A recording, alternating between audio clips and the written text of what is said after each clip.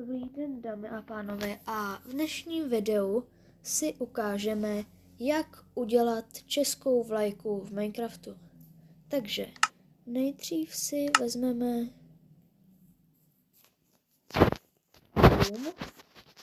tak bílou vlajku,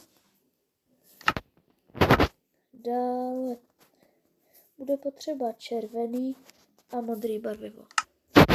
Položíte si loom, kliknete na něj, dáte si tam bílou vlajku, pak si tam dáte červený barvivo a dáte levou půlku celou.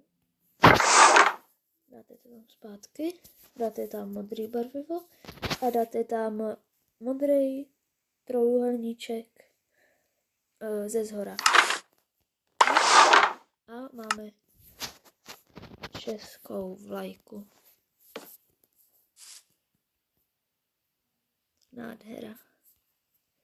A teďka si ukážeme, jak udělat nejrychlejší portál. Takže budeme potřebovat kbelík s lávou, kbelík s vodou, nějaký bloky a zapalovač. Takže nejdřív si uděláme nějak takovouhle díru, pak dáte ještě takhle,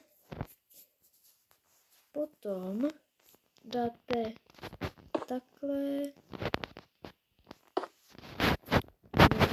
takhle, dáte bloky takhle do obraceného L, pak sem dáte vodu, tak, a můžete pokládat lávu do tvaru portálu. Dolů.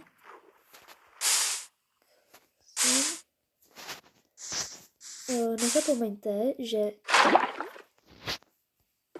musíte dát lávu na tohle místo poslední. Protože kdybyste ji tam nedali poslední, tak by vám ta voda stekla a nešlo by to. Teď tam steče to. A už zapálíte a máte portál do Nedru. A to by bylo z dnešního videa všechno. Tak se mějte a na vidění.